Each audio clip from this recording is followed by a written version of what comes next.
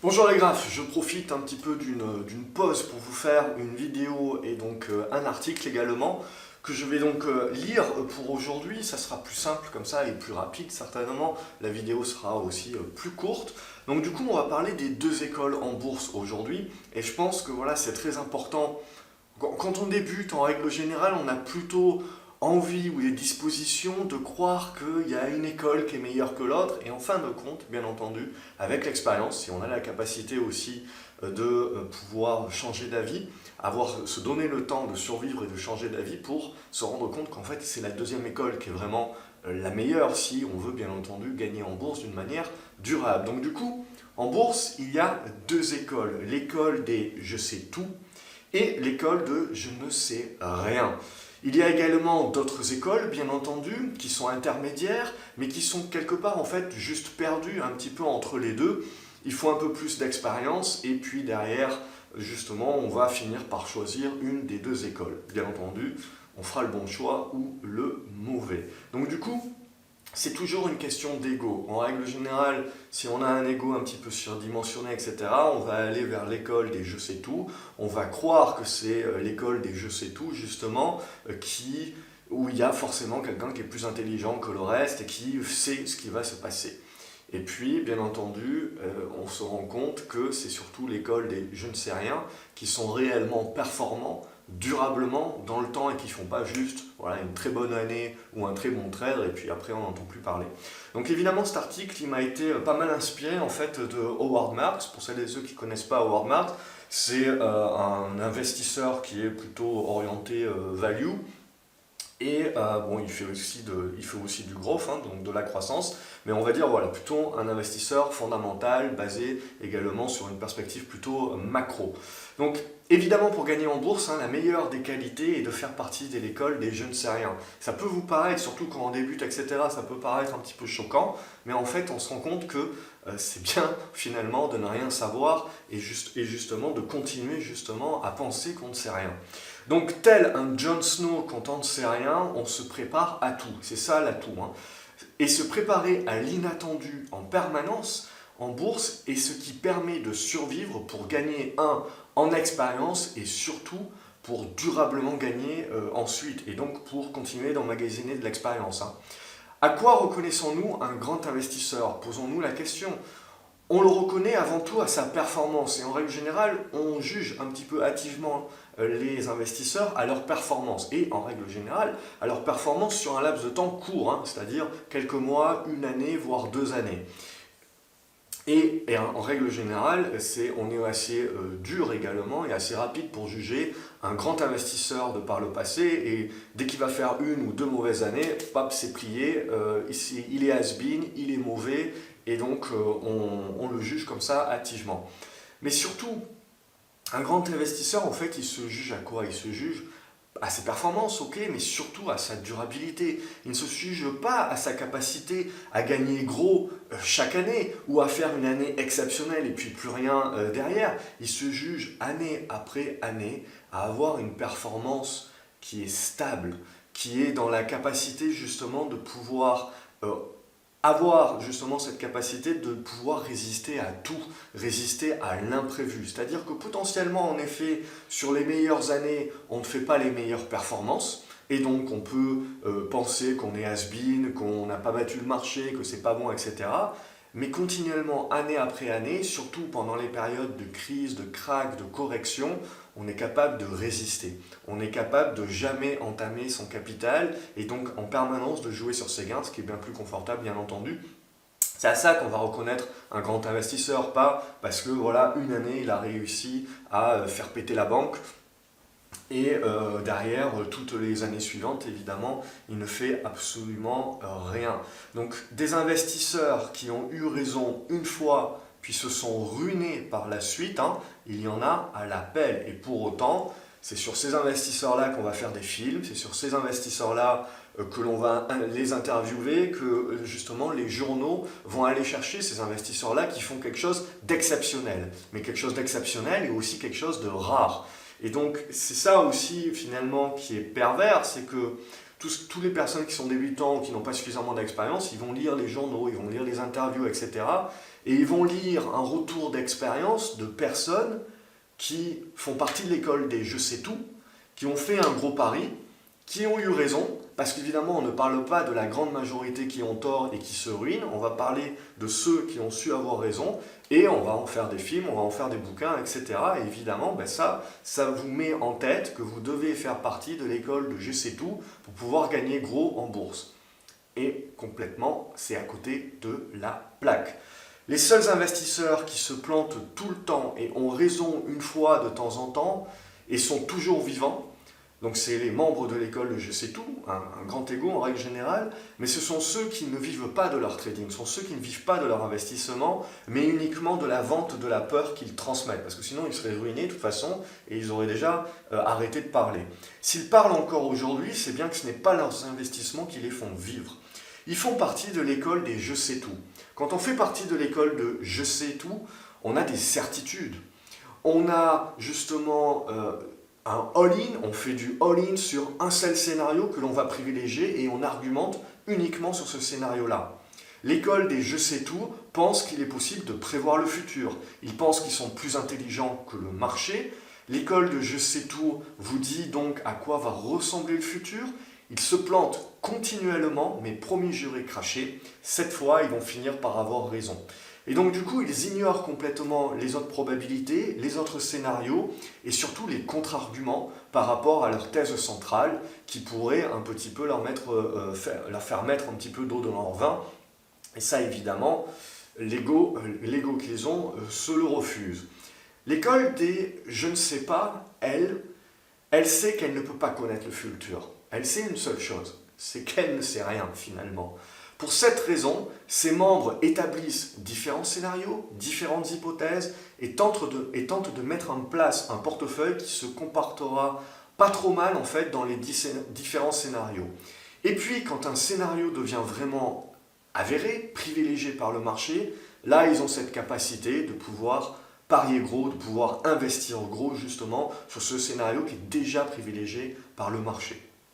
Et donc ainsi accroître leur exposition lorsque les probabilités sont en leur faveur. Et pas, contrairement à l'école de GC, se dire c'est ça qui va se passer, je fais all-in sur ça, et puis derrière ça se passe ou ça se passe pas, et en règle générale ça fait des drames.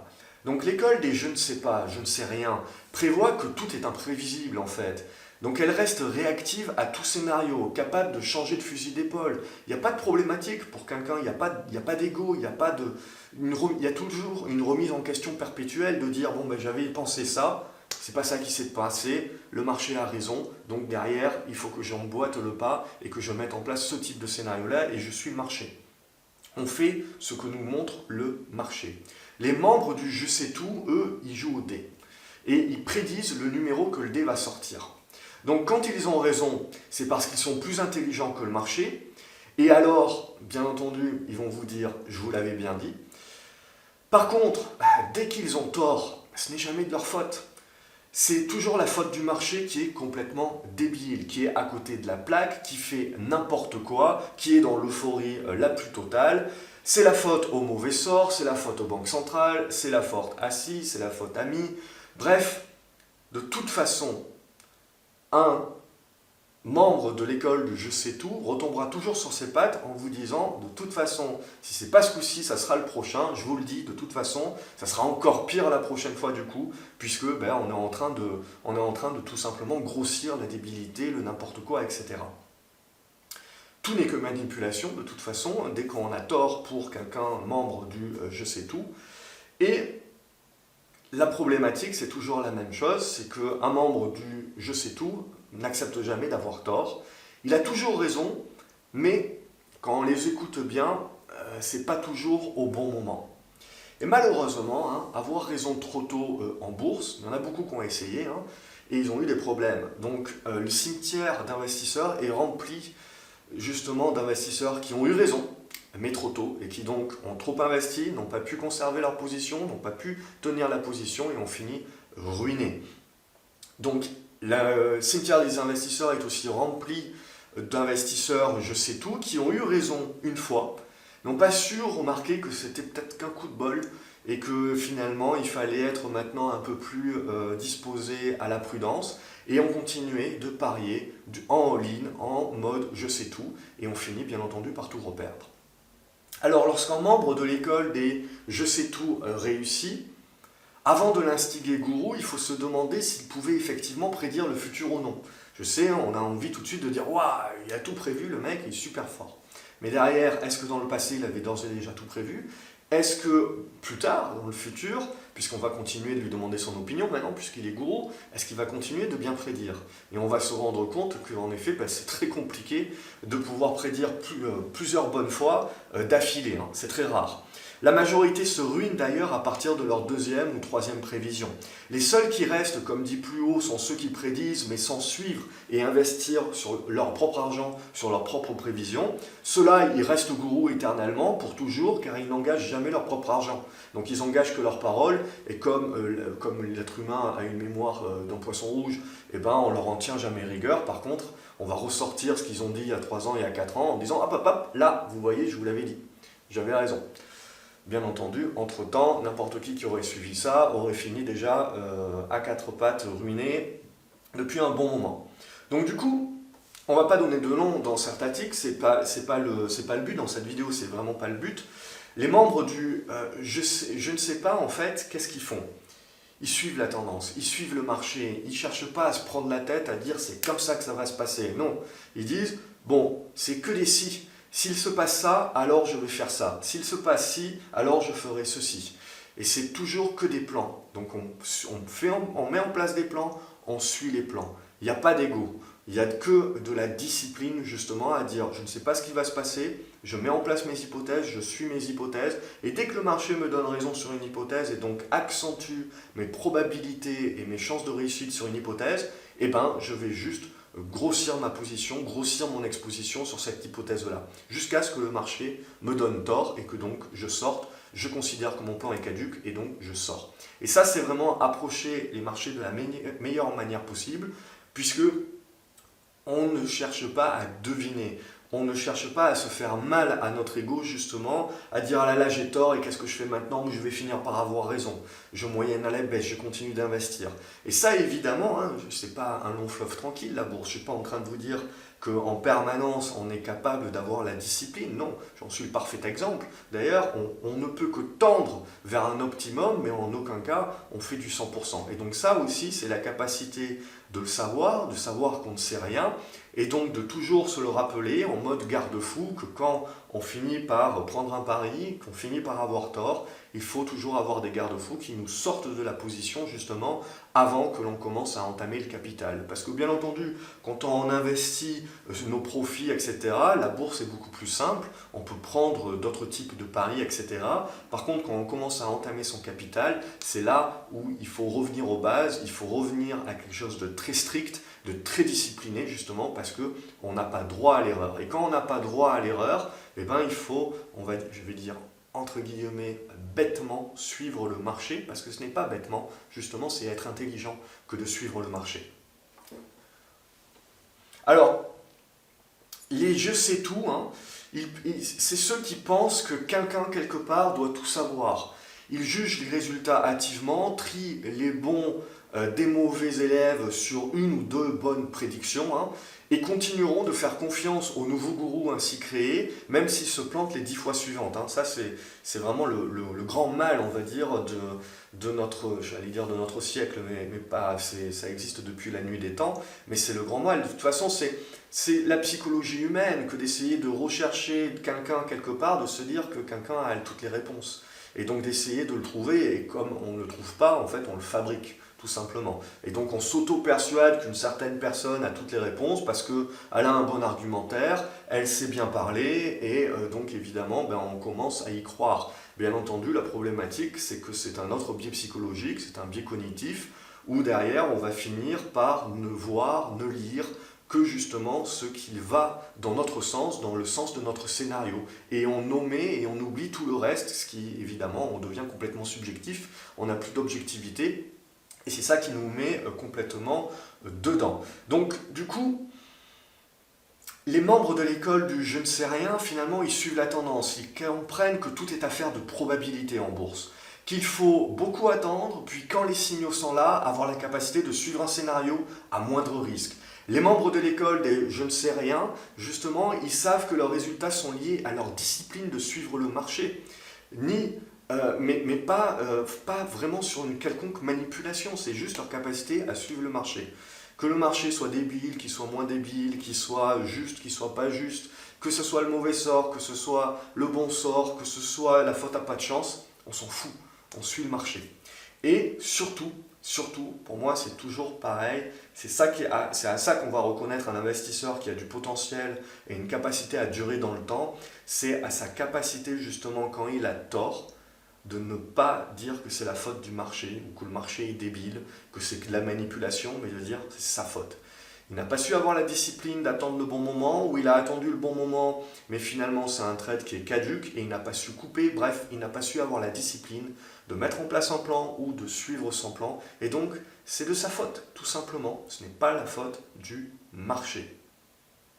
Donc, les membres de l'école du je ne sais rien finalement, ils savent que l'on ne fait pas une performance sur un bon coup. Par contre, les adeptes justement du je sais tout, eh ben, eux, ils font du all-in, ils essayent de miser, de faire un gros coup. Quand ils réussissent, ils deviennent gourous, mais évidemment, on ne parle pas de tous ceux qui ne réussissent pas et qui finissent complètement ruinés, sans parler également de ceux qui réussissent un coup et qui puis derrière ne font plus rien du tout.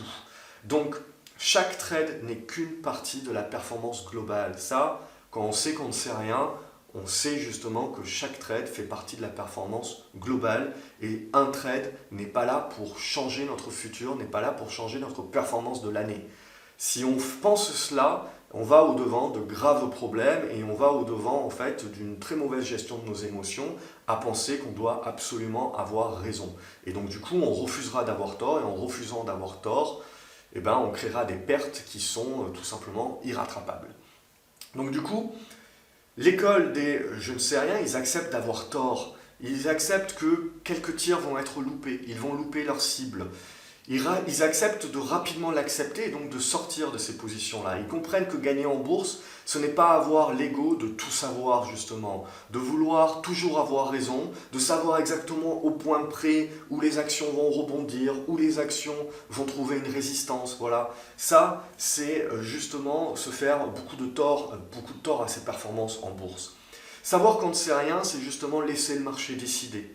C'est laisser justement le fait qu'on pense que le marché sait mieux que nous. Et donc, justement, on ne fait que le suivre humblement. Les investisseurs de l'école du je ne sais rien, ils sont conscients qu'à court terme, leurs résultats ne feront potentiellement pas de vagues.